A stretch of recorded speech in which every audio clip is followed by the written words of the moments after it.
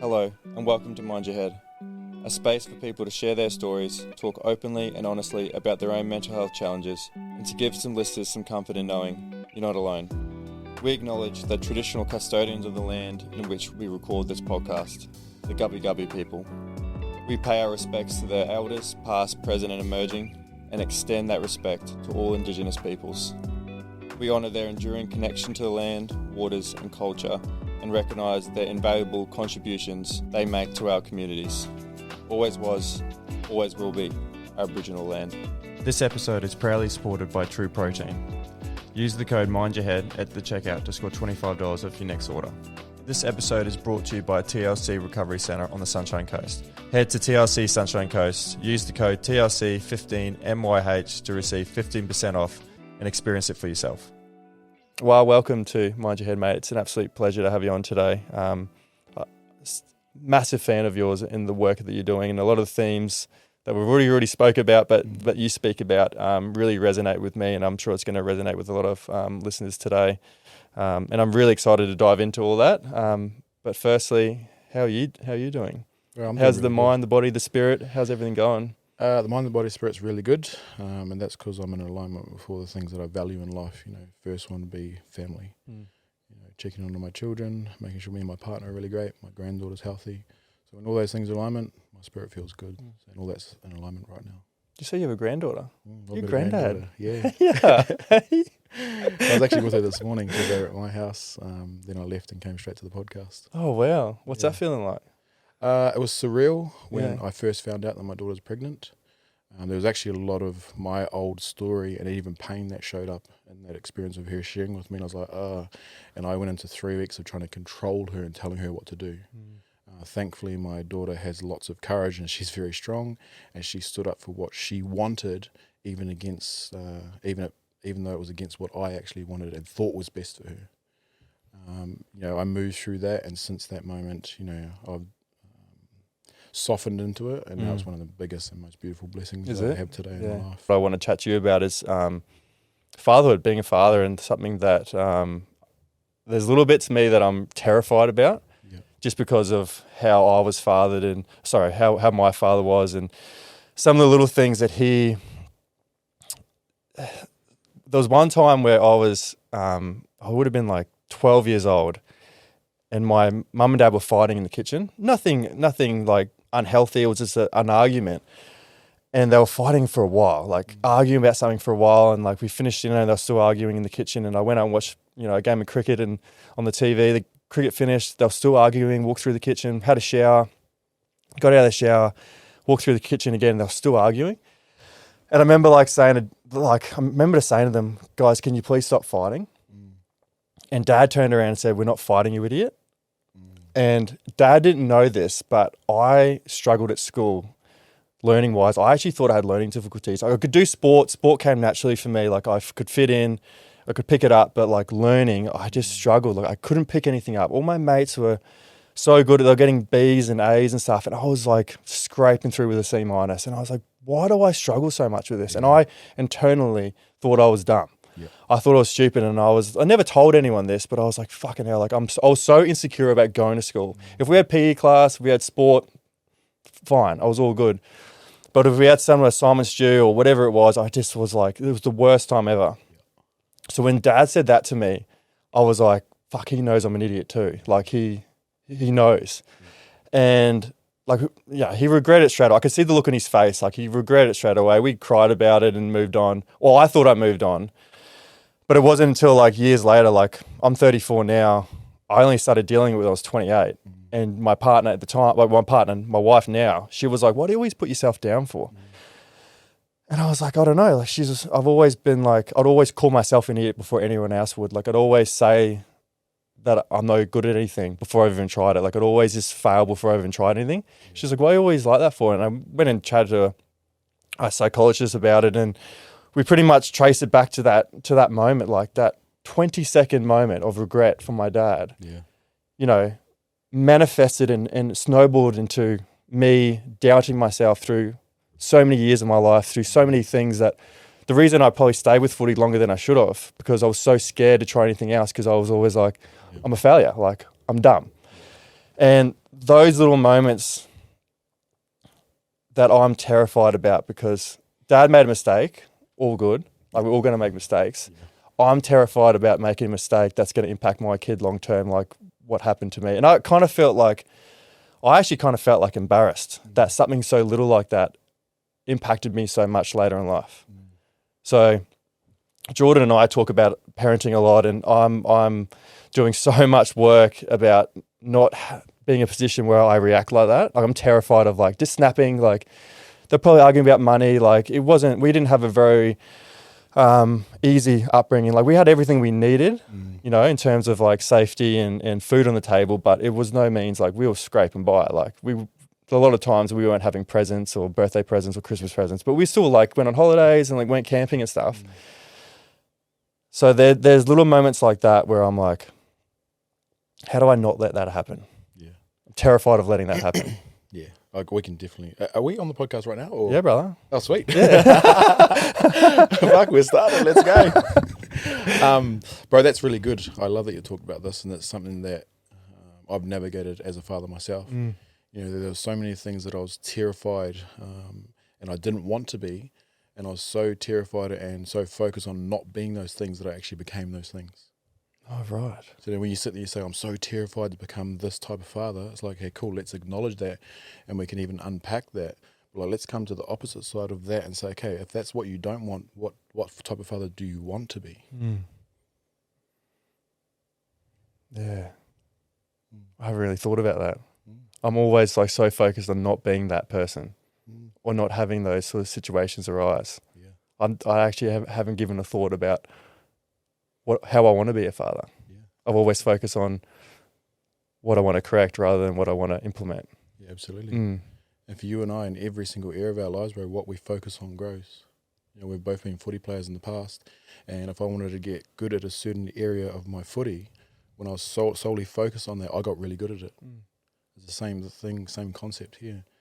Okay, cool. If I keep focusing on what I'm fearful of, that's going to grow.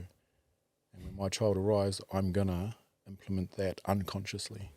I feel like that is already happening with me, though, because all the information that I read, all the podcasts that I listen to, all the books that I read about parenting, I'm reading them because I don't want to make mistakes. I'm not reading them to maybe be a better father. I'm reading them to not make mistakes. Yeah. You know, that's what I'm more focused on, is not make mistakes, you know. And I had a seminar with Gabor Mate. I'm not sure if you're familiar with Gabor. Yeah. So I did a VIP sitting with him where you get to meet him and ask questions and stuff. Yep. And one of the questions was, I asked him was, how do I not pass down trauma to my kids? Because my dad had a really, really terrible upbringing with drugs, alcohol, a lot of abuse, physical abuse, emotional abuse, a lot of sexual abuse. And Dad changed the physical things in terms of there was no alcohol in the house, there was no drugs in the house, there was no violence in the house. Our house was very safe in terms of you can come home and feel relaxed. But I think what Dad didn't deal with was the emotional side of growing up that way. He suppressed a lot of his feelings, a lot of his emotions, never talked about it. Like even my mum was like, he's never spoken about his childhood. Yep. He's just buried it. Like, he just wanted to move on from it. And what that happened for me growing up was I seen my dad and my mum maybe not be so vulnerable with each other, or maybe with each other, but never in front of us, never modeled it in front of us. So if they had issues, they would just hide it or not talk about it or pretend like it didn't happen. So me growing up, I realized like, if I've got something going on, I just got to bury it, not talk about it, pretend like it didn't happen. And that festered in a way where I wasn't comfortable talking about emotions. I wasn't, that wasn't comfortable or wasn't normal for me whatsoever. And I think that led me down a path where, especially when I was playing footy and dealing with my anxieties and dealing with my emotions and handling stress, handling pressure, like all those sorts of things, I just buried it and buried it and buried it. And then I'm not too sure if you're, accustomed to the footy culture where it's just like the party, the drugs and alcohol. I found drugs as a remedy to how I was feeling and almost a coping mechanism. And that led me down a terrible, path of sort of drug abuse, and I knew that it wasn't good, but at the same time, it was the only thing that was making me feel better. I didn't know how to regulate my emotions. I couldn't put words to my emotions at all. Like, I just couldn't associate with anything. And, I had a terrible, about 10 years of drug abuse and meanwhile trying to play professional footy too. So it was just like counteractive. And I said to my dad, he came on the podcast, and I'll make you a deal. You tell me everything that happened in your childhood, and I'll tell you everything happened in the last 10 years that I kept from him. And he was like, yeah, deal, righto then. And he told me, like, because we didn't butt heads, but there was always friction there. I didn't understand him. I didn't understand why he got triggered by things. I didn't understand why he reacted to certain situations. I didn't understand who he was, because he never talked about his childhood. Like, I would always be like, why is dad like this? And then mum would say, oh, he had a bad childhood. Why don't I know my grandparents? Why don't I know my uncles? Like, why don't we ever go back to New Zealand? And when we do go back, we never see dad's side of the family. Like, how come I don't know any of them? And he came on the podcast and he was completely honest and told me, like, it's pretty, he's like, what rating's your podcast? And I was like, mate, well, you can say whatever you want to say. And he's like, righto then. And it was brutal. Like, it was very, very emotional to hear that, these things happened when he was a 6-year-old all the way through to 18-year-old. Like, all the things that he was witnessing, his mum was getting raped, and like he was getting tortured by his dad. Like, so my grandfather tortured by his dad, and, putting nails in their school shoes to go to school, like just sadistic sort of stuff. Yeah.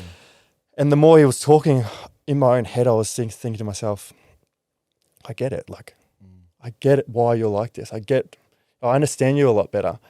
And I told him about the things that I went through where, I contemplated suicide for, 3 or 4 years. And then one night I tried to, and I hid it from him, hid it from my parents, my friends, didn't tell anyone about it. And I think that episode with my dad was like, a lot of people ask me, like, what's been, the most impactful episode that you've done? And the one with my dad, hands down, because yes, we got to know each other a little bit, but the aftermath of that conversation, he's a different person. I'm a different person with my dad. He's a different person in general. Like, he's a bit more softer, gives me hugs and kisses.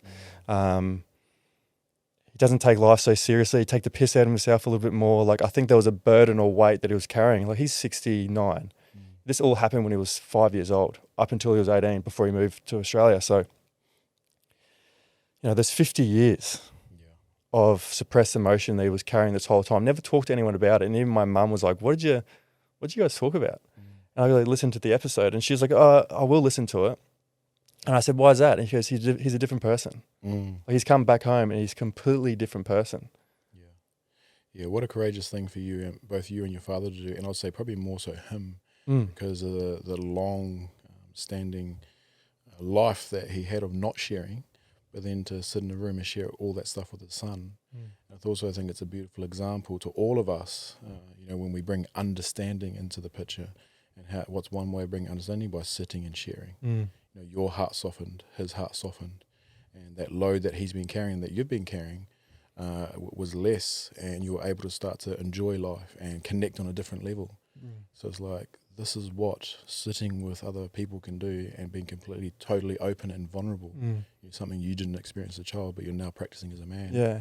Then we come back to, okay, cool, I asked you earlier, okay, what type of father do you want to be?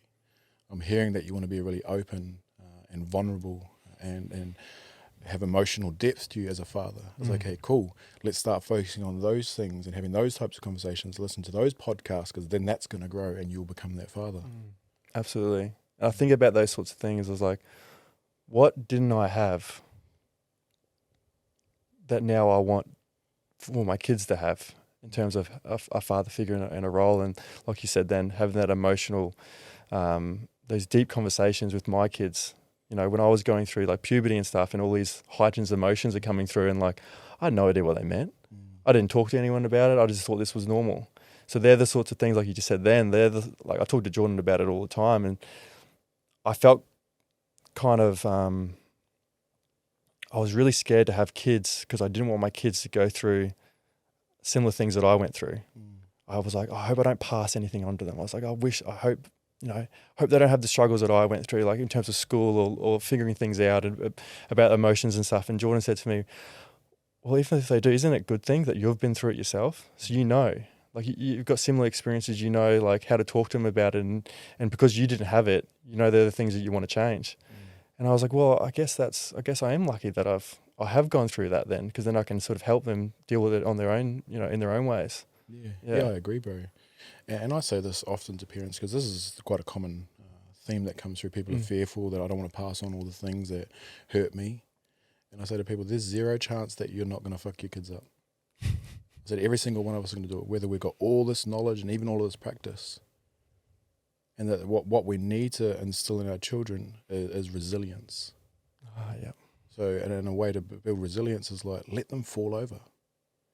And then when they look up, you're standing beside them to say, I've got you. Then also let them stand back up again.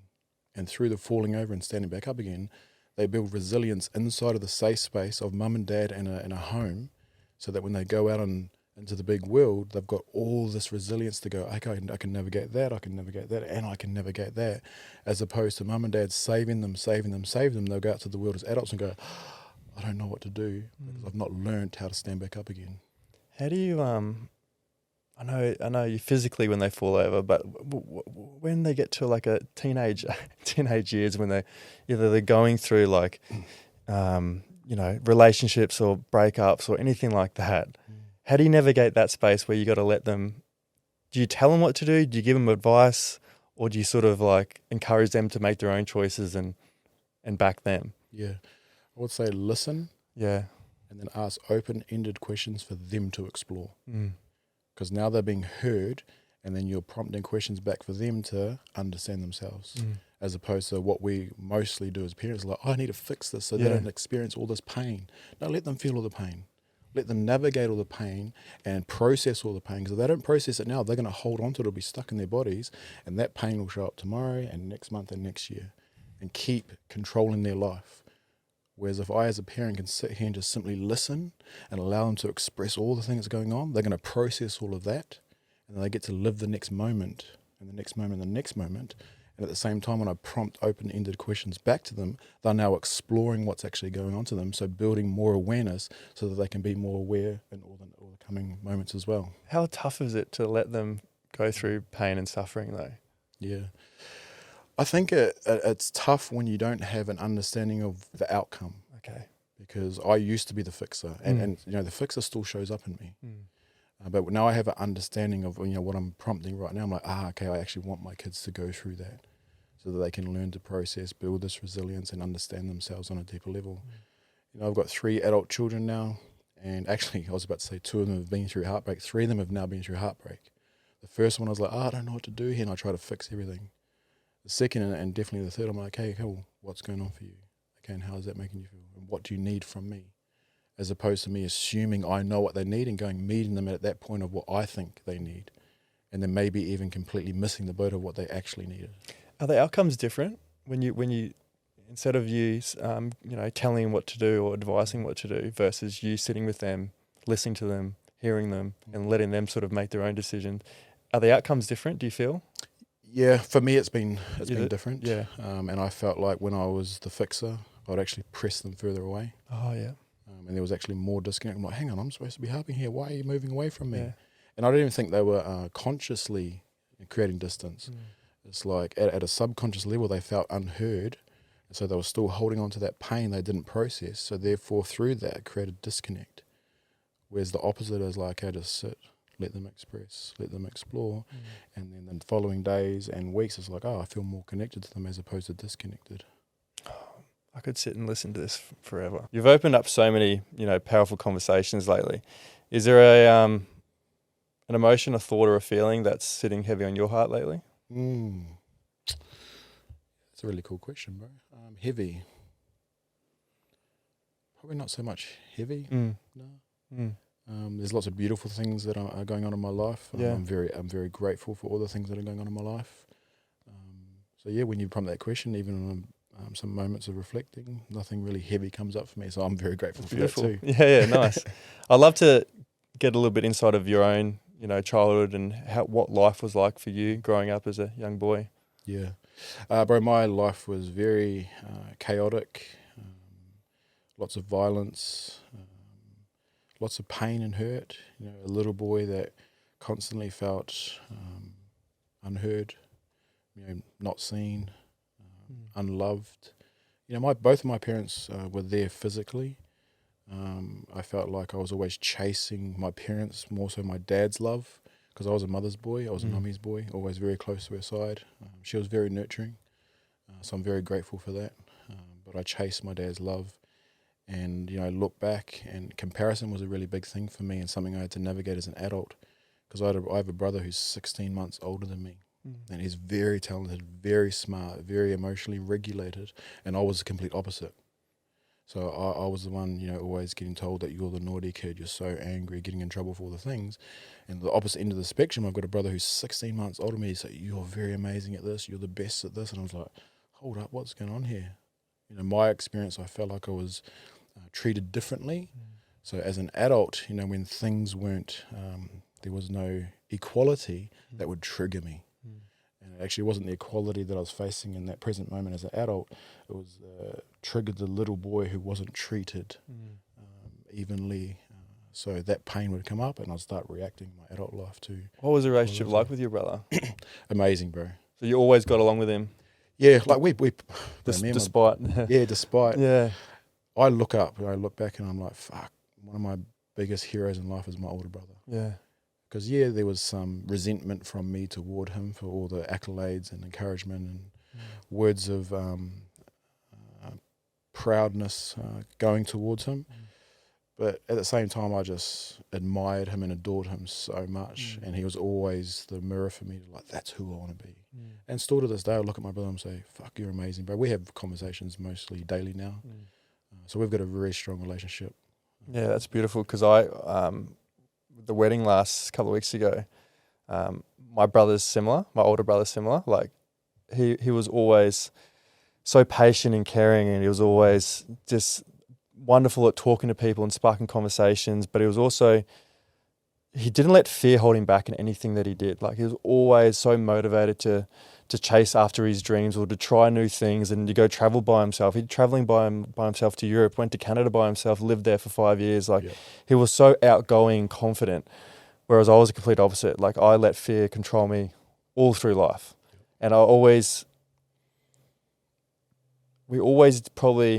always so loving and caring for me, but I probably didn't show it back to him because I was always so jealous. And I told him, like, I wrote him a letter. I wrote him a gratitude letter.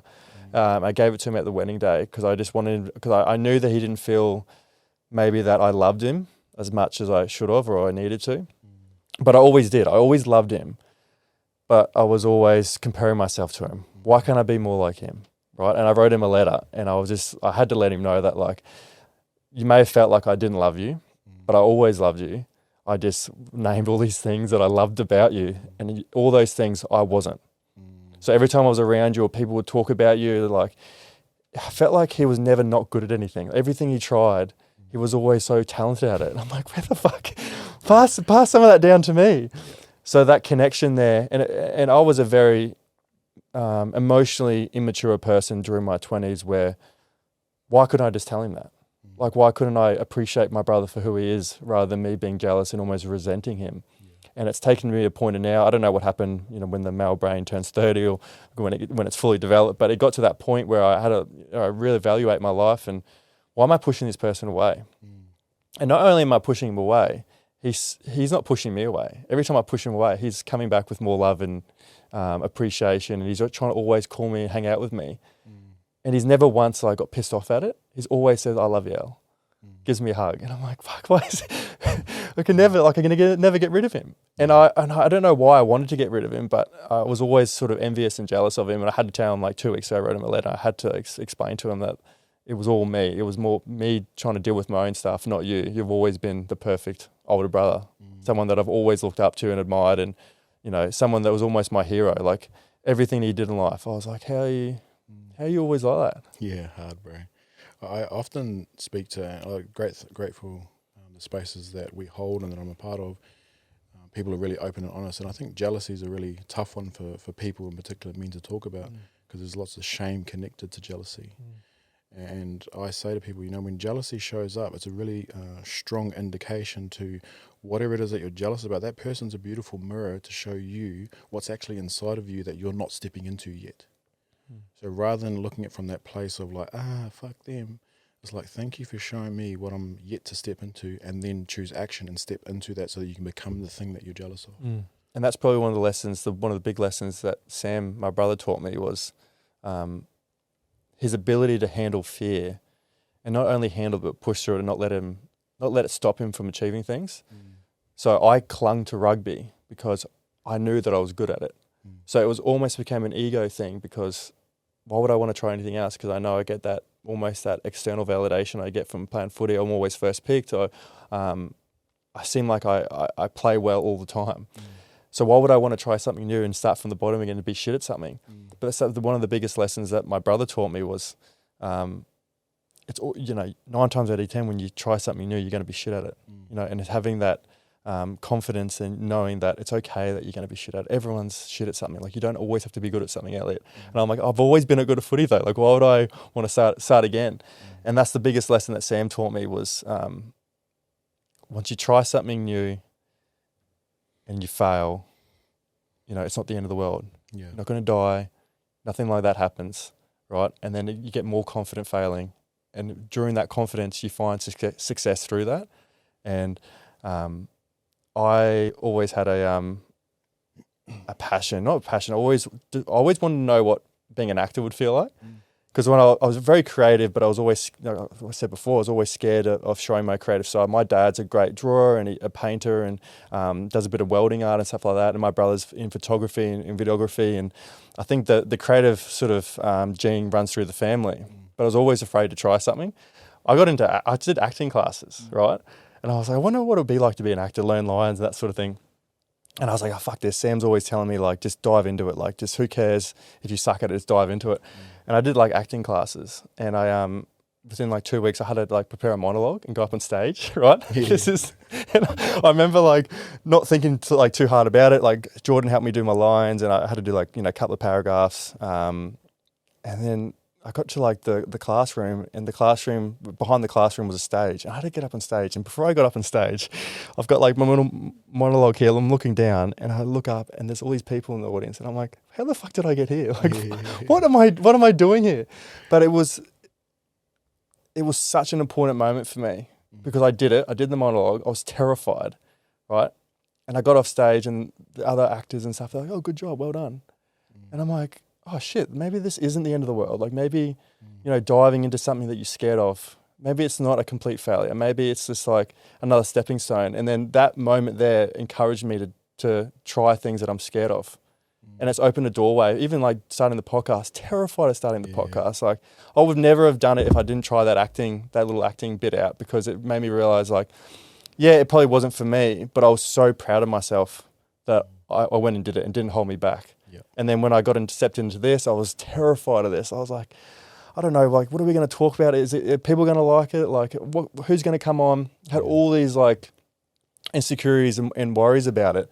And then once I started, I was like, oh, I love this. Yeah. This is the best. Yeah. And it's been a massive lesson that my brother taught me, is just don't let the fears stop you from trying new things in life. Yeah, absolutely. So many people are afraid of failing because they're afraid of what other people will think. Yes. A quote that I read just the other day, and that I try my best to live by, is if you were told that you're only 10 more failures away from all your dreams, how quickly would you fail? As quickly as possible. 10 times today. Yeah, absolutely. Straight after this. All your dreams. Yeah. Well, that's actually factual. On the other side of that final failure, all your dreams, but we don't step into that fear because we're so worried about what other people think of us. So we're not worried about us failing. We're worried about failing in front of other people or what they think. Yeah. So my worry of what you might think about me is holding me back from what I desire and dream of in this lifetime. Wow. I've always asked my guests, what are your 3 non-negotiables for living a healthy and full life? For me, it's movement, community, and good nutrition. I've learned that what you fill your body with plays a massive role in how you feel physically and mentally. That's why I use True Protein. They're an Aussie brand doing things the right way. Clean, natural supplements with no artificial additives or fillers. Everything's made in-house in Sydney's northern beaches using the highest quality ingredients sourced from around the world. Whether it's supporting energy, improving focus, or reducing fatigue, their products genuinely help me show up better every single day. And just like Mind Your Head, they live by values I stand by. Be true, be you, and take care of your whole self. What emotions did you speak about in your household growing up? Was I know you talked about my sort of childhood was that emotional side of connection with my parents probably wasn't where it needed to be. Yeah. Was that similar for you? But there is not one conversation that I can recall in my childhood where we specifically talk about emotions. Really? Not one. And if I give you, I guess, an insight to how emotions were navigated in our household, you ask every single one of my siblings, bro, the one sentence that's most familiar to us is, I'll give you something to cry for. The moment we shed a tear, bro, we'd get a hiding. Oh, right. So we learnt really quickly, you do not shed tears, you do not express emotions. There's only two emotions in our house, bro, and that was happiness, and if you're not happy, anger. But when our old man's around, you do not show anger, you just shut down and shut your mouth. So there's only two emotions, but we didn't express anything. I do not recall one conversation that we had about emotions. Were you an angry child growing up? Yeah, I was, bro. I was very angry. 5 years old, I got enrolled into school, and I think it was maybe 3 weeks in, my parents got a call, and they said, your son must attend the school counselling. He's got to go into one session a week. There's also this anger management program that he needs to go into, or else he can't be here anymore. At 5 years old, I was told I have to, or I'll get expelled from school. And was that anger because of the environment growing up? Yeah, I mean... did you hate your dad? Or was there any hate towards that? Look, at a surface level, I hated my dad. I wanted nothing to do with him. But get to the core, I actually loved my dad so much, and I just wanted him to love me. And he did his best to love me, from what he had been shown from his dad. So I look back and, we talked about you understanding your dad and his childhood now. I now have that understanding of my dad's childhood. I'm like, fuck, I have so much empathy and love for you now, even for the way that you parented us. Because, man, you did an amazing job considering me, considering what you went through as a child. So I was angry, bro, and I look back and my dad expressed anger in a real unhealthy way. So I learned to express anger in a real unhealthy way. And also I was a little boy who just wanted his dad to say, I love you, or I'm really proud of you, or pat me on the back of the head. And not getting that consistently and frequently creates pain inside of me. And all I knew was, remember happiness? Well, when that's gone, anger. And I only know how to express anger in one way, and that's in a really unhealthy way. Did you rebel? I was very rebellious. Were you? I was always told that that's the kid that's going to end up being this or being that, or in here or in there or in gangs, whatever it might be. Nothing what you are now. Yeah, look, most of my teenage years, bro, I was very blessed that I didn't end up in a jail cell or, in other environments that could have amplified that rebellion in me. Could have easily gone down that road. Yeah, I mean, rugby saved my life. My having a son, very early in my teenage years, saved my life. And then, this work that I do today, really understanding all my patterns, has 100% not only saved my life, has created a life where I thrive in now. What's something from your younger years that still influences you as a man today?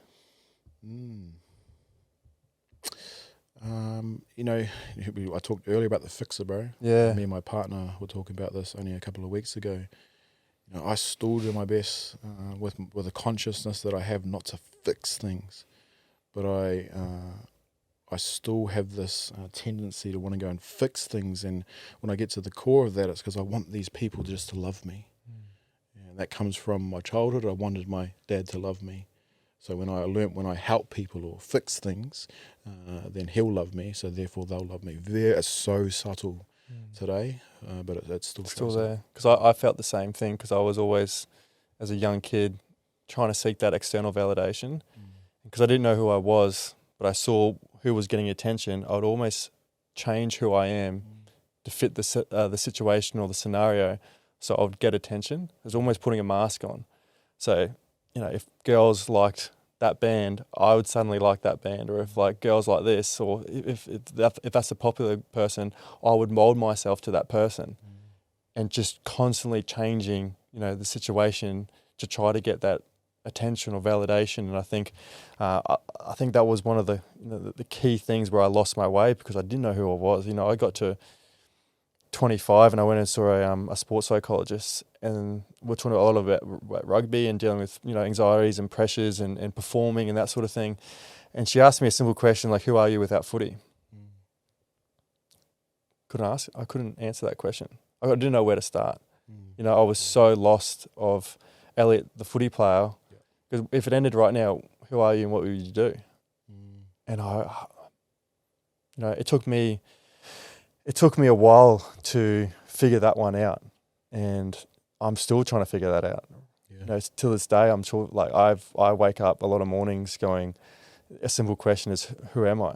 Yeah, I think this for me anyway, and this has shifted and changed for me. I think a more powerful question to ask is, who do you want to be? Because who are you makes you go back in the past and start to explore versions of yourself. Yeah, it does. And a lot of the time, those versions actually weren't you. It was what your environment or your culture or your parents projected onto you and told you who you should be. It's like, hey, let's pause, and rather than working out who you are, who do you want to be? And that takes us to a forward focus. Oh, shit. And does that mean if I can ponder this question, I could actually create who I want to be? Yeah, that's exactly what it means. You have all the freedom to choose. Was there a moment where you were wearing masks? Oh, bro, 100%. There's still days that it shows up today. Yeah. I'll notice I'm in an environment, I'm like, oh, there's a mask there. Okay, that's me noticing. Trying to seek validation outside of from people, so I put on this performer mask. Yeah, right. Still to this day. Yeah, absolutely, bro. 100%. So the work never stops. Yeah, and that used to trigger me. I'm like, when's this shit going to stop? When am I going to be fixed? When am I going to be better? Yeah. And it used to drain, like, oh man, I can't keep doing this. But it now excites me. And why it excites me is because I changed my lens. And the lens now is like, if this is a never-ending journey, that means I can keep growing and creating a new version of myself. That's really exciting to me. So all I did was shift my lens from that past tense to future tense. And I was like, that's really exciting for me. I love that, because that's something that I've noticed too, is I always thought it was going to be a destination. I was always destination driven. Always, I got to make this team. I've got to, I've got to make this. I've got to do that. I've got to reach that height. Yeah. I was always so destination driven, especially in terms of getting through my mental health journeys. I was always like, I just want a good mental health. Like, I just want to be there. I want to be happy. Yeah. That'll be it. And something that I've learned is it's more so a direction rather than a destination. Yeah, absolutely. So what can I be like doing things that's going to help me, benefit me in the long run, and head towards that direction rather than going, where's the finish line? I want to be there already. Yeah. A lot of people think that they'll come into a workshop or a program that we facilitate at MEND, and they'll think, I just need to fix this and I'll be good. My mental health will be great. And I explain to the brothers that our mental health is a journey, and the analogy I come back to is, we can go to the gym. If I go to the gym 5 days a week for 7 months, I'm going to be fairly fit. I said, but if I stop that gym for 2 months, do you think I'm going to remain fit? And the answer is always going to be no. Not sometimes, it's always going to be no. And it's the same thing with our mental health journey. In this journey of this program or this workshop, this retreat, we're going to learn things, and that's all they are. We're going to learn new things to implement. And it's through the implementation and consistency of that my mental health stays really healthy. So let's talk about that, the MEND movement. What was the catalyst to starting that? Yeah, so the catalyst was my own journey. Was it? Yeah. I lived in a mindset or a mental health space of like, everything's fucked. It's they did this. Victim mentality. Blaming everyone, bro, poor me. Find myself in bed for 2 weeks and just did not want to get out. And the thoughts were like, if they didn't do this, or if this didn't happen, which kept me stuck. And I'm very blessed when I look back. There were some places and spaces and people that I connected with, through God, that helped me to shift that. And through the shifting of that, I gained more knowledge and more wisdom and more understanding of myself. And I was like, fuck, more people need to know about this.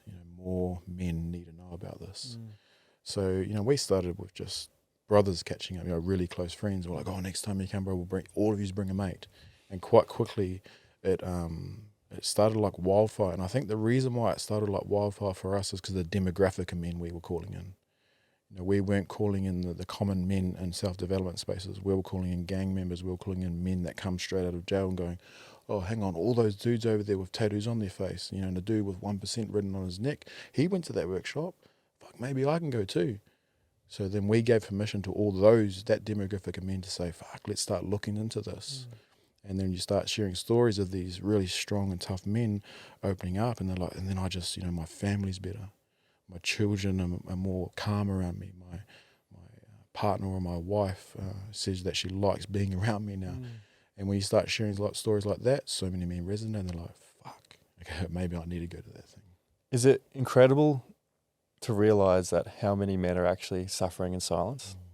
Yeah, bro. I think it's even more so than even the statistics. We all know that there's a plague out there of men still not sharing. And I believe there's a big shift happening. But I think, from my experience of being in this space for, 15 or 16 years, that it's actually still larger than we give credit to. There's always been like that term like toxic masculinity. How do you define healthy masculinity? I would say a man who really understands and knows himself.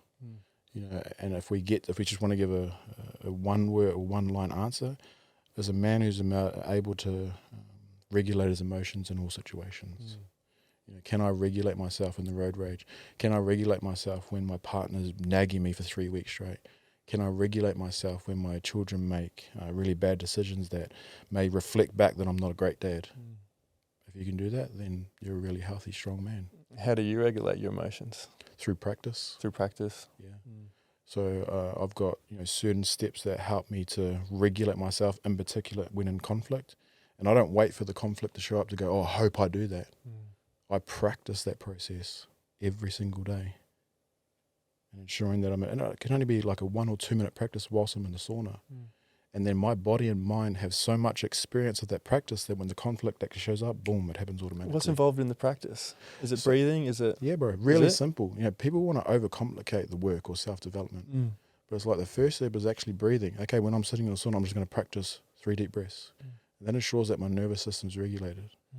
Okay, the next step is, am I present? And the way I ensure that I'm present is I use my hearing or my sight. So right now I see it directly down the camera. There's an orange cord on it. Just focus on that orange cord for 5 seconds. It ensures that I'm here and not back in any other experiences that my body might have taken me back to. And the next step is listen. Okay, can I actually practice listening? Next step is to validate. Because you'll find that most conflict is actually dissolved when the other person is actually just heard. They might want A, B, and C, but below the A, B, and C is, can you just listen to me, please?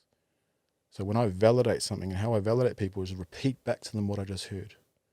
And the next step for me is go to my heart space. And why do I go to my heart space? To check in if I actually need to speak in this moment, or am I okay with exactly where I'm at? Because often in the past, I'd only speak just to make that person wrong again, which takes me back into the conflict cycle. And the last step for me is to reconnect. And the reason why that was so important for me is because throughout my entire life, when we've had conflict, I didn't know how to reconnect. Why didn't I know how to reconnect? Because I watched 2 parents who didn't practice or show us how to reconnect. I would sweep shit under the carpet and go, hope that's okay. 3 weeks later, we're fighting about something that we didn't navigate here because we didn't reconnect.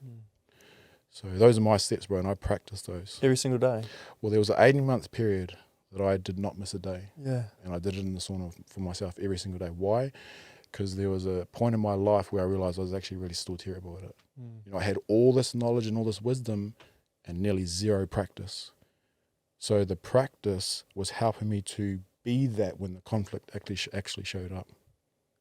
And when the conflict showed up, you're at a place where you're present and understanding and can accept it without the ego involved. I'd practice it so much that it started happening automatically without me even thinking about those 6-step process. Really? True? Can confirm. That's beautiful. I love that. Someone asked me the other day, what are you most proud of, bro? Yeah.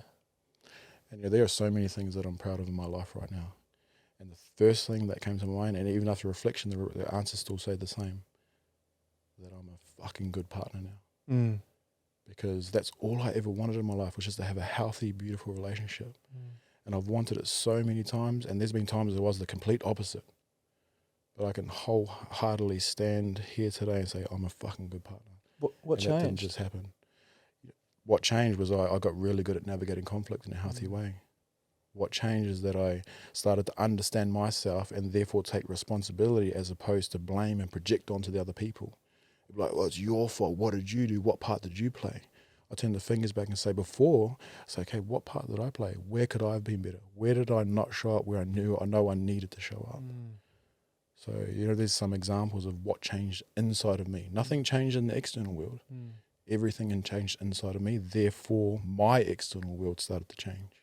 That's beautiful, because I think that's something that I went through with Jordan earlier on, where I did a lot of blaming. I'm only like this because you did that. And it took us a while to understand, and she's been so incredibly patient and understanding, and allowing me to go through my own struggles and figure it out. And I stopped playing because of the head knocks. I got too many head knocks, and I noticed my mood swings were changing. I noticed I was very forgetful. I was very irritated. And Jordan started noticing this, and I had about 3 or 4 mental health episodes where I completely lost it over. I think Jordan left the fridge open, right, and I lost it. Angry for 3 days. She's an angel. She's the most sweetest person you'll ever meet in your life. And then I would get angry because I'm getting angry, and I'll just go around in a circle again. And it happened about 3 times over the course of a few years. And Jordan sat me down. This is about 5 years into our relationship. And Jordan sat me down, finally calmed down, and Jordan sat me down. She was crying, and she said, look, there's something up. And I said, yeah, I know. I've been procrastinating it for a while. She goes, I can take this. I can handle it. But I'm not letting this be the standard for our kids one day. So if you want to be a father and if you want to have a family, you search for these answers and you figure out what's going on, because I don't want our kids to go through this. And she gave me an ultimatum pretty much. She was like, if you want to grow and get better, I'm here for you. But if you don't, see you later. And it was like the biggest turning point that I needed. Back in my head, I always knew that I needed help. I needed to figure out what was going on, because, it was the head knocks. That could be a reason. But I had feeling that like this, even when I was a kid, like growing up, I was always, my mood swings, I could wake up in the morning, I could tell if it was going to be a good day or a bad day. And, I went to a concussion clinic down in Sydney, did some brain scans. I was terrified of having some sort of early stages of CTE. And then I was recommended to a psychiatrist, and then we went, we worked through a bit of a journey there where they put me on a spectrum of bipolar and just outlined all the symptoms, all the things that I was feeling and thinking, and it was almost a checklist. Like, do you do this? And Jordan was there, and I was like, oh, I don't do that, do I? And Jordan's like, yeah, like pretty much confirming it all. Yeah. And it was such a rush, even though getting diagnosed with that could be confronting and a little bit overwhelming. It was actually a really beautiful moment when I can sit back and go, all that makes sense. All the dots, we're connecting all the dots, and I can understand that now. And now I don't look at it as a burden or something that, oh, damn it, like poor me type thing. I have my own checklist of things I need to do. So if I'm starting to feel like a little bit out of the mood, Jordan's like, have you had that sauna and cold plunge yet? And I'm like, no, not yet. She's like, go get one. Have you had a workout yet? I was like, no, I haven't. Have you gone for a swim at the beach yet? No. So we have like a bit of a checklist of things that I can do. And before, I would just let it consume me. 3 or 4 days, I'll be in a shit mood. I'll be a shit boyfriend, shit partner, son, brother, whatever it is. But now, straight away, I have a checklist. And within a couple of hours, I'm back to being me again. And it's almost a good excuse for me to do the things that I love anyway that make me me and the pillars that I have. But yeah, the understanding of the blame game and not pushing it all back on her, because she was right the whole time.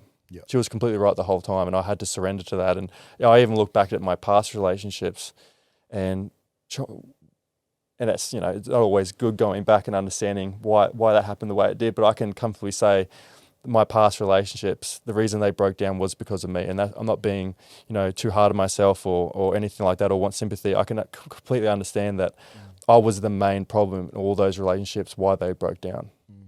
Yeah. Well, if the same problems are happening in, say, 3 or 4 or 5 different relationships, and you're the common denominator, more often chances you're are, the problem. yeah, big time. Yeah. But I would always project that on someone else. Yeah, I would always do that. Yeah. You talked about the fridge earlier that triggered your, 3-day outburst of shutdown and all the things. I want to quickly speak to that because I'm sure there are many people, maybe men, that will resonate with this because how often do you share with people and they're like, oh, it was the dishes or it was rubbish bins or it was the fridge. And the fridge was just the trigger. It's like, okay, what was below that? And I always ask people to reflect back over the last 24 hours. What was going on in that last 24 hours? And if nothing came in the last 24 hours, last 48 hours and then 7 days.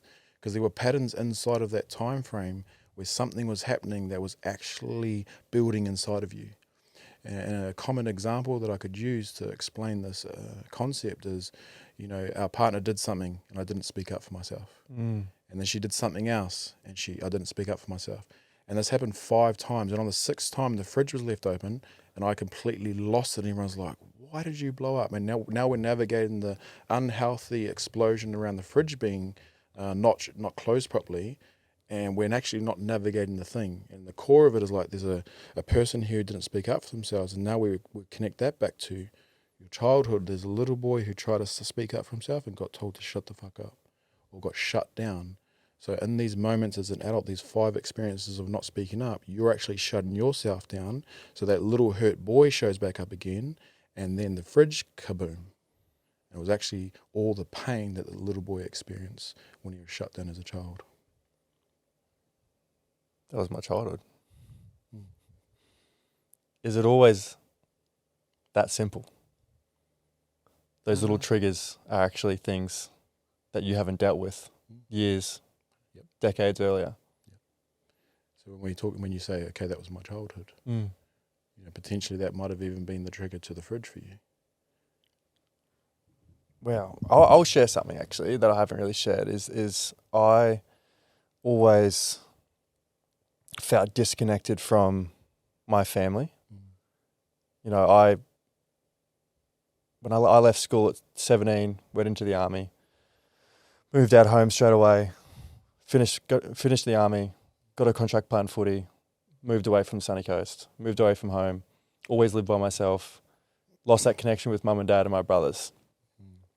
And during that time that I was away, I still wouldn't barely talk to them. I wouldn't even tell them how footy's going. I wasn't close with my family, even though my mum and dad are close, my brothers are close, they're close with each other.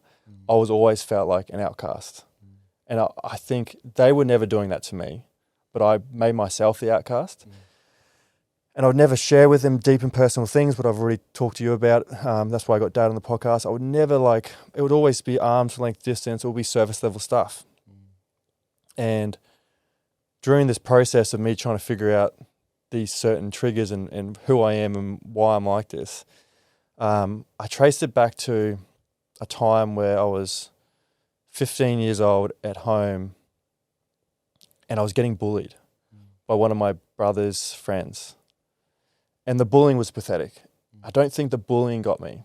I think what got me was my brother knew about it and didn't do anything. My parents knew about it and they didn't do anything.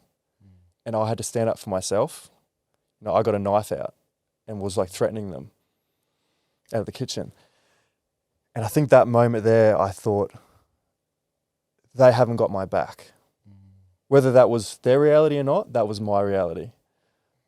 So what manifested into that was if I had anything going on in my life, if I had good things going on, my parents and my brother would be there for me, all good.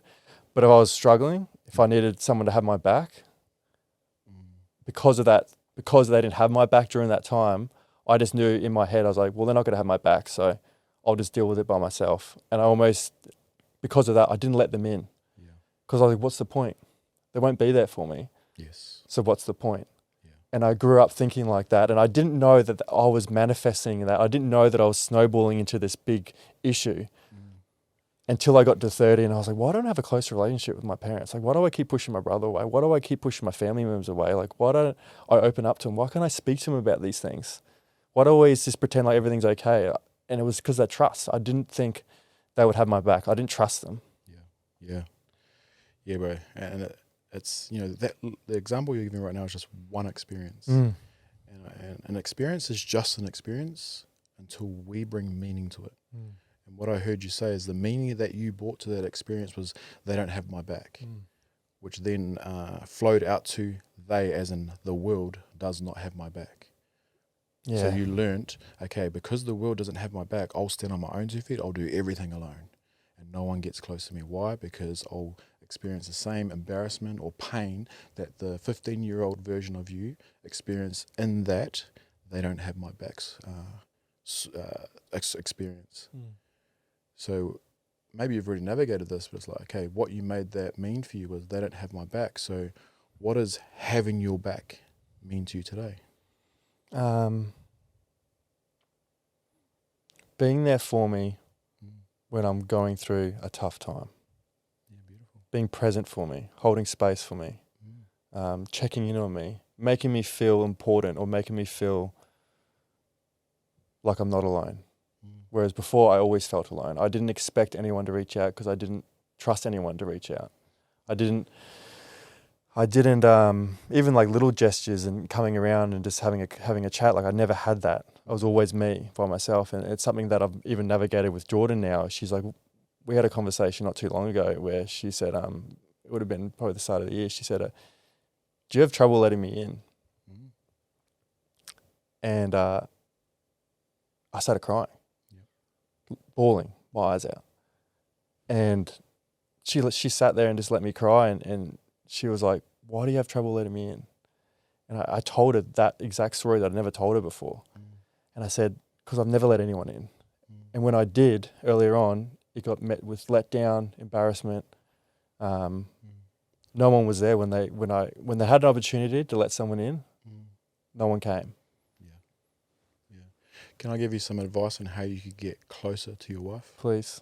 I just want to quickly take you back to when I said, what does having your back mean to you? And the 2 words that stood out to me was presence and important. So if I was to ask you right now, what is or who is the 3 most important things in your life today? What would they be?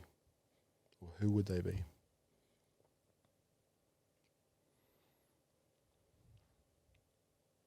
Easy ones. First one comes to mind would be Jordan. Jordan? Absolutely. Yep. My family. Family? Yep.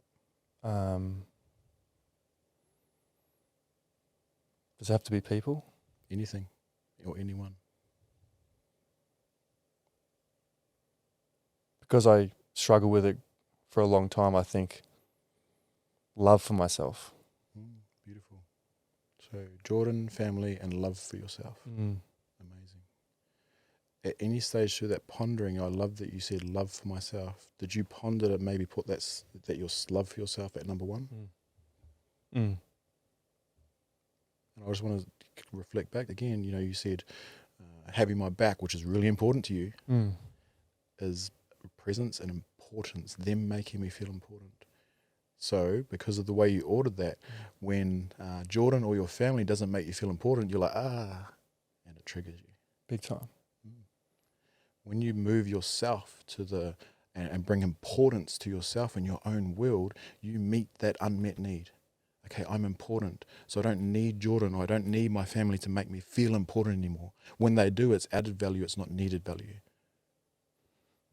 So I make myself important. And we can do the same thing with presence. You said, I just want them to be there for me, be present. Okay, cool. How often are you consciously practicing presence for yourself in your own life? Or is that presence for your family and Jordan always? So another little simple practice, when you can practice and put yourself at the top of the list of importance and practice deep presence with yourself, you're going to be more embodied in connection, having your own back, that you'll be able to gift that to your marriage and to Jordan. Therefore, you'll create more connection and deeper connection. Is it okay to put yourself first? Is it? Above your partner and your family? Yeah.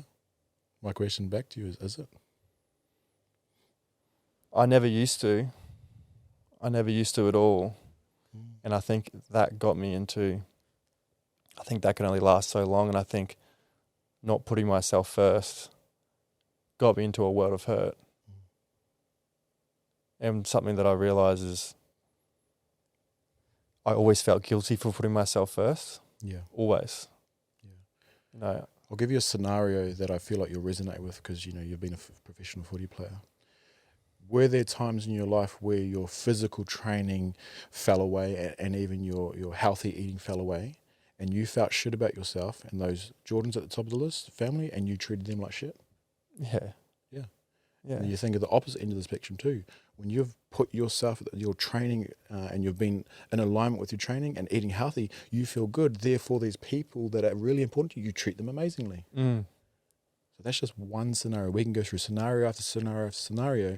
When we put ourselves at the top of that list, people get the overflow of my own self-love as opposed to the empty parts of me going, oh, I've got a little bit left for you. And when there's nothing left, who do I snap at?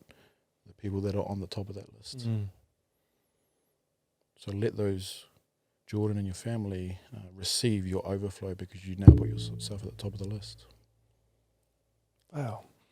She's gonna love hearing this. This episode is brought to you by TLC Recovery Centre on the Sunshine Coast. Whether you're chasing peak performance or just need to reset, TLC has everything you need. Infrared saunas to help detox your body, reduce inflammation, improve circulation and calm the nervous system, leaving you feeling lighter, clearer and more recovered after every session. They've got cold plunges to reduce inflammation, boost mood and mental clarity and build resilience. They've got compression boots to speed up muscle repair and massage therapists who know exactly what your body needs. But what really sets TLC apart? The people. The owners are the kind of good humans you want in your corner. Down to earth, genuinely care and deeply invested in the local community. Head to TLC Sunshine Coast, use the code TLC15MYH to receive 15% off and experience it for yourself. You know, one thing, since the moment I walked in the door, Brian, Yeah. I just want to acknowledge you, and I acknowledge all men for this. Yeah. When I sit with men who speak about their wives or their partners in a really beautiful way, from the moment I walked into the door, bro, and since we've been sitting here, you've only spoke beautiful things, and I can feel the energy behind your words. So I just want to say it's really nice to sit with another man who speaks beautiful things about his partner when she's not here in the physical presence. I've got nothing but because she is honestly, you know, I get a little bit emotional talking about it because we did get married a couple of weeks ago, but she's changed my life. Yeah. Like she challenges me to be a better person every single day. You know, the reason that I am who I am right now, I put a lot of it down to the woman that Jordan is. You know, even though there's a 7-8 year difference between us, she's wise beyond her years. And I've got nothing but, you know, all the love. And she's always been my biggest supporter, always encouraging me to do things that I'm always scared to do, you know. Yeah. Yeah. That's beautiful, my bro. A little bit emotional for about it. Oh, we've done enough crying in the next couple of weeks. I think what's been one of the most incredible things that you've witnessed during some of your workshops that you've done? Bro, father-son processing is really beautiful to experience and watch. And that happens often in our rooms where, you know, we have a father and a son come in and we'll set them a task or a practice and they lean into it and it often triggers the entire room. Really? And what that says to me is there's so much, you know, fatherhood wounds walking around in this world that are then projected out in relationships, probably the most. You know, as fathers, it was like when we can take ourselves back to our own child and go, oh, there is still a lot of hurt and pain between me and my father. And when I heal that pain, that's going to help me to be a better father. That's going to help me be a better partner. But seeing those play out, I had this exact experience with my father. So you've had that moment with your dad? My dad came to one of our workshops about 7 years ago, and that changed mine and his life and deepened our connection on the most beautiful level. Really? I also had the exact same experience with my son. my eldest son, who's now nearly 22.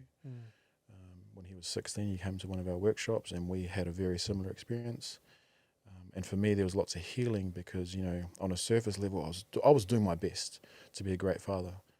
But, now with my knowledge and understanding of self and the father I am, I look back and I'm like, fuck, I have compassion for that father because he didn't actually know what he was doing.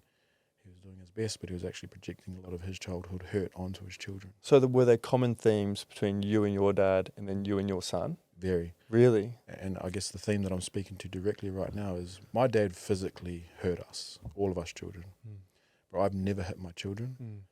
But when I looked at my son, I realized he was just as scared of me, as I was of my dad, and I've never hit him.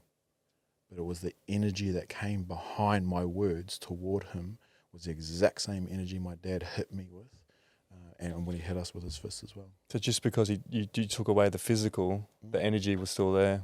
But it was masked with me taking away the physical. I was like, I don't hit them. Little shit should be grateful. Fucking hell, I went through all this. I went with it way worse than you. But I was doing the exact same thing to my children. It looked just a little bit different. Why do you think so many men struggle to open up, especially in safe places? I think the ultimate one is we're just deemed to be weak when we do so. And the sad thing is men will play in that space and just test it, and they're fucking put down. Social media is a big one. How often do you see men being open and then the comments are like just so, oh fuck this, fuck. It's like, well, of course that man's now going to go back into a shell, and it's going to be even more difficult for him to step back out into the space of opening up to get out of him what's hurting him and how he's projecting that and hurting the world. I had a clip posted where a guy was talking about his mental health struggles, and a guy commented on it saying, you think you've been through the fucking worst, you should see what I've been through and stuff like that. And I was like, firstly, it's not the Olympics for who's gone through the hardest life. Your pain is relative to what you've gone through. Your 10 out of 10 might be the same as that person's 10 out of 10, but they've gone through different things. And also you're making this stigma stronger by commenting like that, by judging men for opening up. You're just making it worse. The cycle just keeps going around. Yeah, and unfortunately, it just ends up in a big cycle of comments. Yeah. And the way I believe we can meet that is just like with more love. Because trying to argue or get points across is just amplifying the shame that men are already feeling from stepping out and being belittled for it. So it's like, just meet people with love. You've given so many people the permission to be vulnerable and to be seen. Is there a moment or a person that gave you that permission? Yeah. There were two people, and I've spoke about the first person on a few other podcasts, and that was a school teacher of mine. He got me out of a lot of trouble. He stopped me from being expelled. And there's a second person I spoke to my beautiful partner about, a really good friend of mine who's exactly 20 years older than me. He was actually the guidance counsellor in my last year of high school.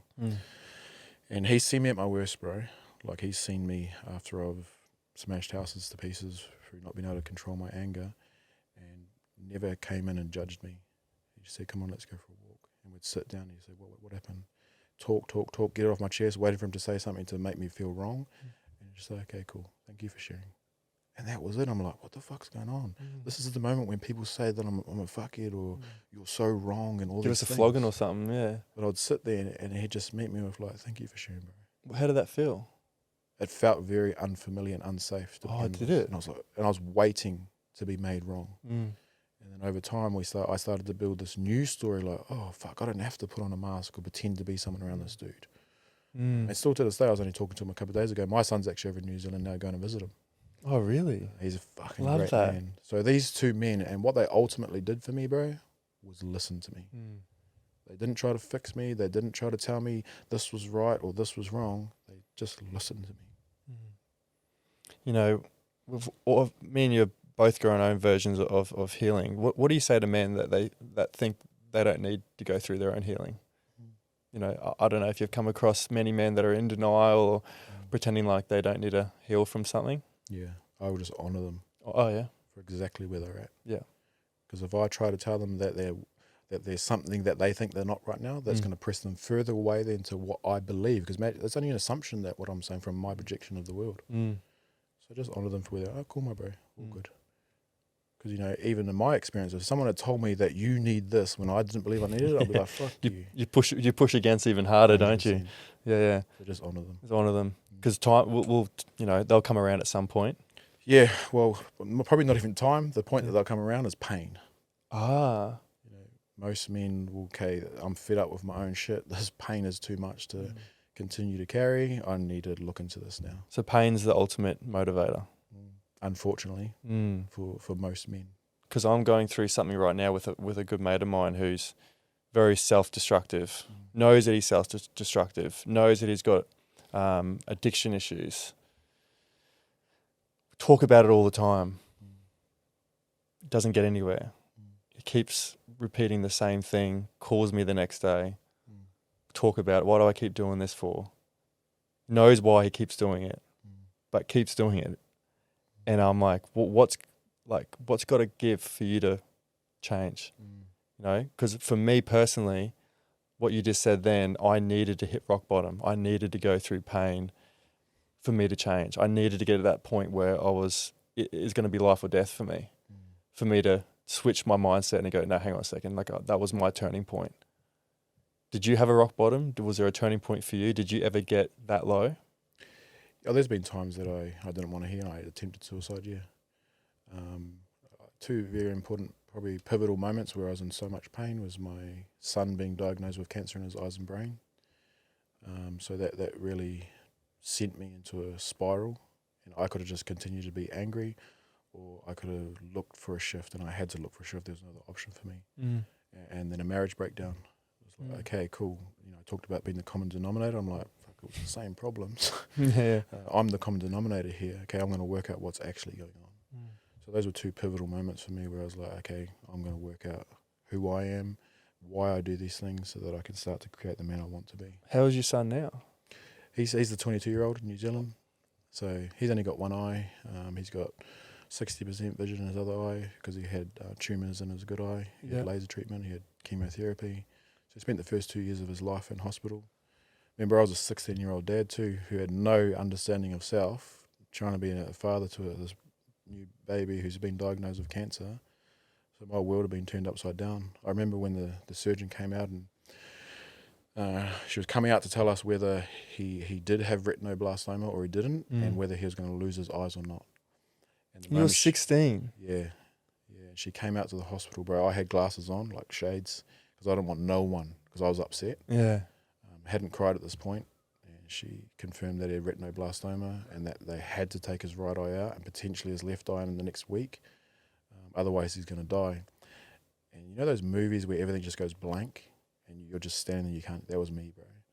And I just stood there. And after she said that, I didn't hear anything else. I could hear people talking around me. All my family was there. And I just felt tears rolling down my face. But I still didn't want people to know that I was crying, so I wiped it.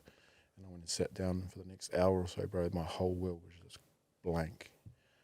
I couldn't, everything was blurry. But it was in that moment that when I came out, I was like, fuck, man, I don't know what to do. And that turned my world upside down. So I started to go on this journey of, okay, how can I start to understand things a little more? I want to change. I don't want to keep living this life of anger. Did you have someone to lean on, during those times? Were you close to your mum? Yeah, bro. My children's mother's mother. Yeah.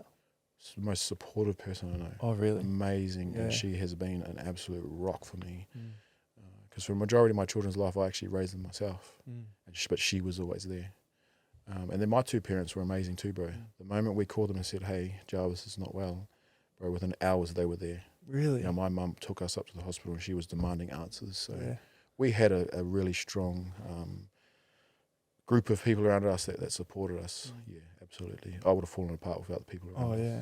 What has fatherhood taught you about yourself?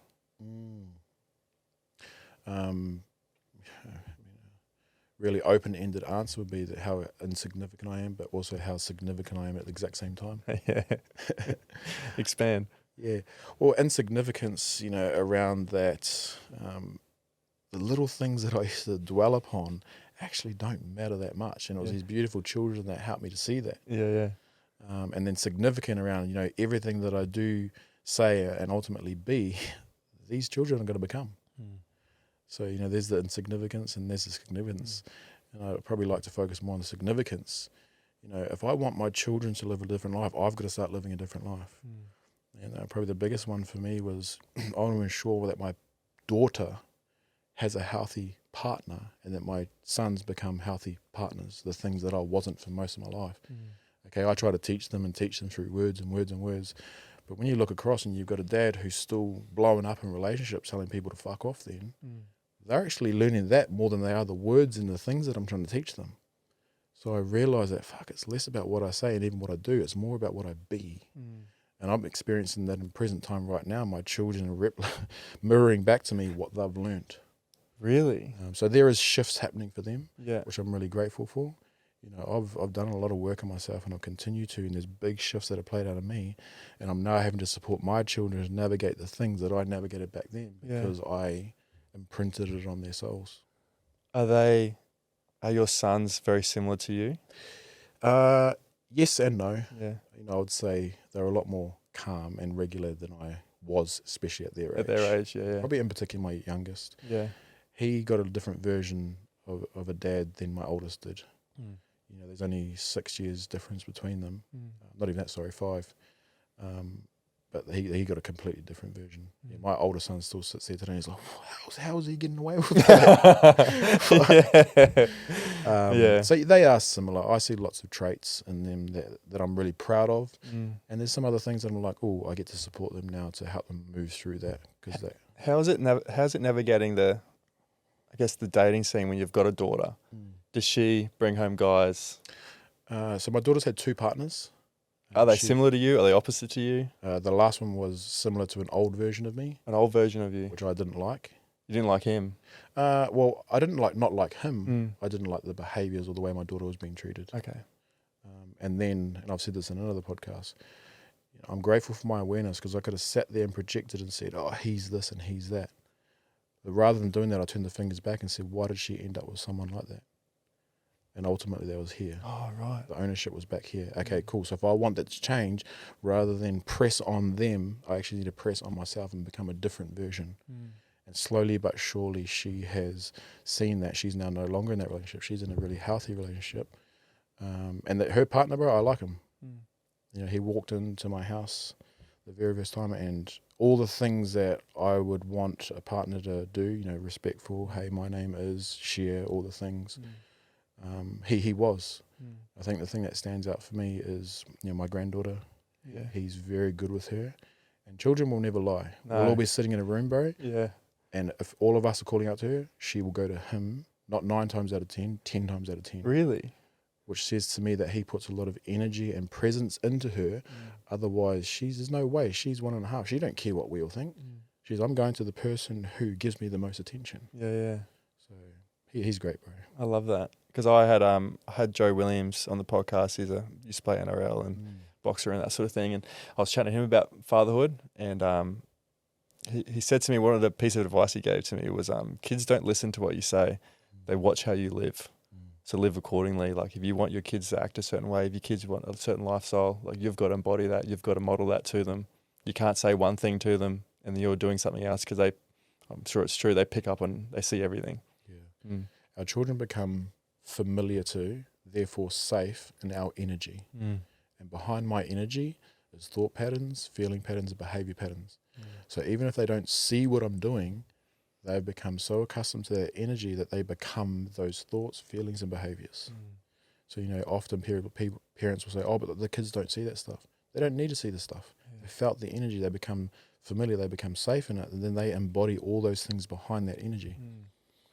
We've got quick fire questions to finish, so you can answer these as quickly or as long as you want. If you could sit down with your 16-year-old younger self, what would you say to him? Shit. There's many things I would say to him. But ultimately I would just let him know, bro, that everything's going to be okay. Because I was at 16 was that version I was talking about earlier. He was so hurt and so much pain and so much dysfunction in his life. And he just needed someone to grab him and say everything's going to be okay. What makes you happy? When I'm doing all the really simple things in life, like going to the beach, like going for walks, training, eating healthy. And then the reason why that's important to me is because then I look up and I'm present with my family. Yeah. Family is number one for me, bro. Mm. There's been a lot of part of my life where friends became more important than family, work became more important than family. Thankfully, I've come back to myself and I now live by what I value, and that's my family. Is it hard to navigate that space of we all want to work, we all want to support the family, all those sorts of things? Is it hard to say work's number 3 on the list, family's number 1? Well, my partner's my number one. Partner's number 1? Yeah. And a lot of people are like, what? Your children are below your partner? I said, yeah, because they're looking at that relationship and that'll become their version of their relationship, aka love. So, and you know what? Then I come back with, even remove my children. Yeah. I remember as a little boy, all I wanted was just to be in a really healthy, loving relationship. That's what I wanted the most. Yeah. So now that I've got that, I value that so much that, obviously I'm at number 1, and then my relationship, and then my children, and then the work that I do. Yeah. A lot of people will say, oh, your work should be here. I'm like, Yeah. no, bro. That's your version. I love all these things. This is my order. Yeah, because I'm going through something at the moment where, we'll start trying for kids soon, and I work away in the mines, and I meet a lot of guys up there that, they're like, oh, trust me, mate. As soon as you have kids, you'll love coming up here. And I'm thinking, what, you love going away from your family? Trust me, Elliot, you don't understand. When you come up here, you get your own space, your own time, you get to sleep. Like, honestly, it's heaven. I'm like, mate, this isn't heaven. Like, you know what's heaven? My life back on the coast. That's heaven. I don't want to be like that. And they're like, trust me, Elliot, when you have kids, you'll understand. Yeah. Are they projecting their own, not hate for life, but they've got some shit at home that they're not happy with? Potentially. Yeah. And I always say when I hear that, all I'm doing is hearing that from my perception of the world. Yeah, yeah. So it's like, oh, for me, that wouldn't be heaven. But maybe that is their actual truth. Yeah. For me and my understanding of self and healing and trauma and all the things, I would say there's things that they're avoiding, and running away to the mines is helping them to avoid that thing. But you know what? That's only my perception. Yeah. That could actually be their truth. Yeah. How does someone overcome trauma? I know that there's the word trauma that doesn't always have to be, someone's passed away, you've gone through, a traumatic incident like that. For me, I think trauma for me was someone not having my back, someone not feeling the love, worthiness, whatever it is. Yeah. Meet the unmet needs that cause the trauma in the experience. Yeah. So there was an experience that caused trauma, and inside of that experience there were unmet needs. Start meeting those needs consistently and frequently, you'll heal the wound, aka heal the trauma. What's one conversation you think every man needs to have with himself? Who do I want to be? Yes. Really powerful but really important ponder that I think all of us men should be constantly looking into. What's the most powerful emotional lesson your child has taught you? Love is not a reward. Love that. What did you need to hear as a boy that you never did? I'm proud of you. When you look back, what moment tested you the most, mentally, emotionally, spiritually? Relationship breakups, bro. Really? Hit you harder than anything else? Yeah. For me personally, Yeah. I sometimes share, experiences like the one with my son, and people are like, a relationship breakup was tougher than that. For me, it was. Why is that? Why are relationship breakups so tough? Is it because of that personal, you pour your heart and soul into it? Yeah. For me, yes, I was navigating the hurt and the pain of the relationship breakup. But what had actually happened is, this person leaving had triggered and brought to the forefront all the childhood trauma, all the childhood wounds. So that's why it was so tough for me. All that avoiding I'd done for most part of my life was just all brought up in one big experience. Wow. So that's why it felt so heavy. Who's your hero? My old man. Old man. My brother. All of my children, and I don't like to separate my children, but my oldest son. He's got every excuse not to do the things that he does in his life. I say all men should challenge themselves and get into the ring and fight. Ultimately, because their ego gets put on the line, and most men don't like their ego to be tested in case it gets squashed. And my son has every reason not to fight, and he gets into that ring and he fights. even against his dad not wanting him to fight for his safety. So he's a hero of mine, bro. Last one, bit of a tricky one. Finish this sentence. Being a man means... Being emotionally regulated. Love that. Do you have a question for me to finish? You don't have to. No, I got a question. You got a question? Go. What are the 3 words that come to mind in regard when I say about you being a great father?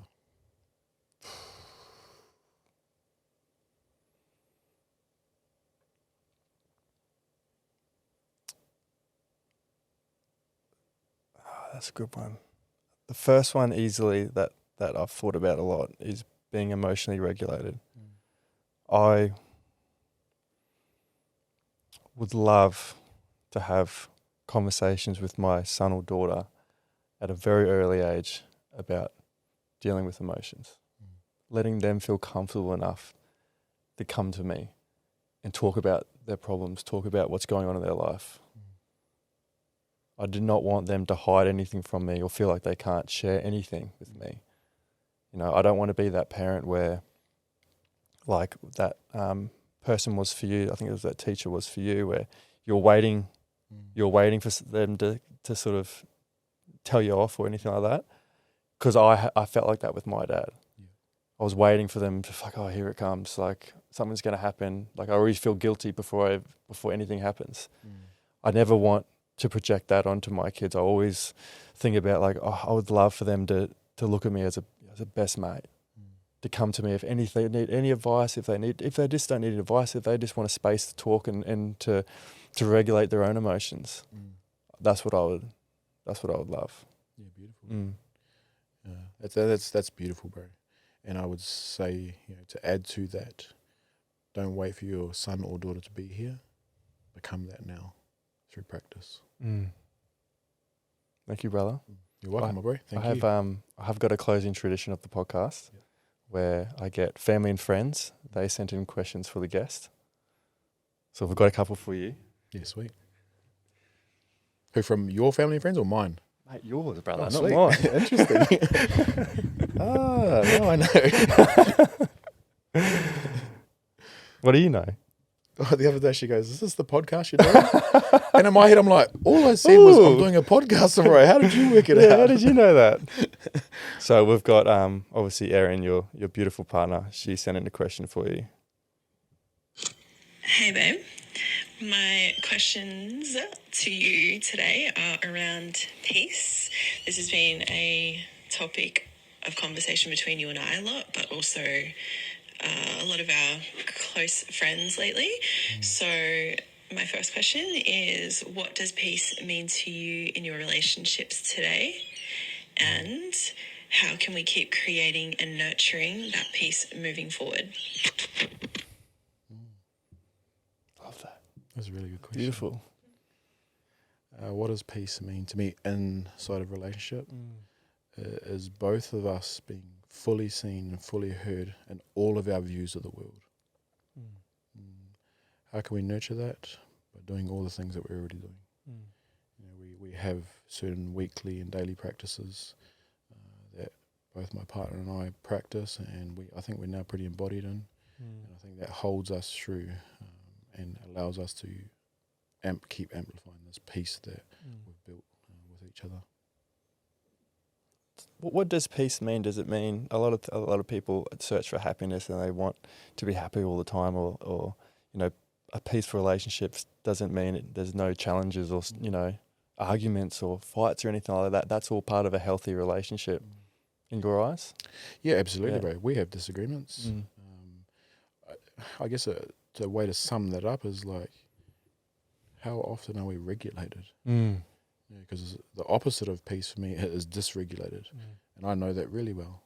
But I'm also getting really well connected to peace, aka being regulated more often than not. Yeah. There's not been a time where I've been so dysregulated that I've said things or done things that I'm not proud of inside of our relationship. Yeah. And I practice regulation, so therefore I practice peace. I've got one more for you. I've got your father, the man. He rang me and said, "How was the podcast?" Oh, I did. Now everything's starting to make sense. I was like, "Dad never asked me about podcasts." Like, that happens so much. I got someone's mum, and she was like, "Good luck on the podcast today," and she's like, "What? How did you know that?" Bro, I was like, "How does she work out whose podcast I was on?" Do you know the question? I don't. No, don't know the question. This is from your father. Watene, in life, growing up, and as the person you are today, how did you know mental health was going to be your passion? How did this all start for you? What have been your obstacles to get where you are now? Good questions. I didn't know. You didn't know? I didn't know that mental health was going to be a passion of mine. I didn't know it was going to be something that I would do in my adult life. But how I got to it was, I turned my pain into power for myself, which then became a passion to support other people. And I genuinely now know that this is my purpose. So I've experienced, so many levels and the depths of pain. That helps me to know, because I turned it to power, it became a passion, and now it's my purpose, bro. That's why I've been put on this earth. And I had to experience all that pain to connect with people on an experiential level, as opposed to something I just learned in a book. Were you ashamed of the pain that you went through? Used to be, yeah. Really ashamed of it? 100%. I used to hide it from everyone.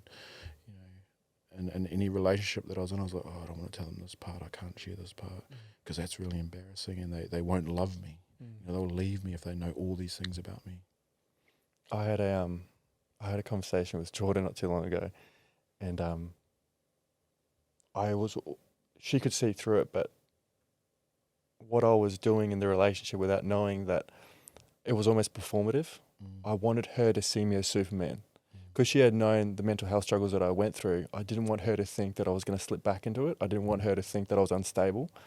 So I would hide bad days from her, fearing that she was going to be thinking, oh, he's going to slip back into it again. So I was almost performative, where I was like, everything's all good. I can handle everything. I'm Superman. And she saw right through that. And she was like, stop trying to be perfect. The reason I love you is because of the imperfections. I know you're not going to, I know you have tools in place. I know that you're not the person that you were. All right, I need you to be real with me. You're having a bad day, it's fine. Like, let me in, and that was, we're dating for, 7-8 years now. And it's just taken me that long to finally let the person I love the most in. Yeah, bro. Jordan sounds like an amazing woman. She's come on the potty. and secondly, I think that's a really important thing that you've just shared, because how many other men are experiencing the same thing? And I'll say to them, it's the performance that breaks down the relationship. So when you can move through and let go of the performance and get to what's actually going on for you, that's what will make your relationship more healthy and more beautiful, and all the things that you truly want. Love that, brother. Again, thank you so much for coming on today. It's been so good connecting with you and getting to know you on a personal level. So much admiration and respect for you, for the man that you are, what you've gone through, the work that you're doing. I can't speak highly enough of you. Thanks again for coming on. You're welcome, brother. Thank you for inviting me on too. That's right, brother. Appreciate it. Yeah, all good. Thank you. Thanks so much for listening to another episode of Mind Your Head. If you'd like to support the show, be sure to subscribe to us on Apple Podcasts, Spotify, YouTube, wherever you listen to your podcasts. It really supports the show and helps others discover us. Don't forget to join us on Instagram and TikTok at mindyourhead.podcast.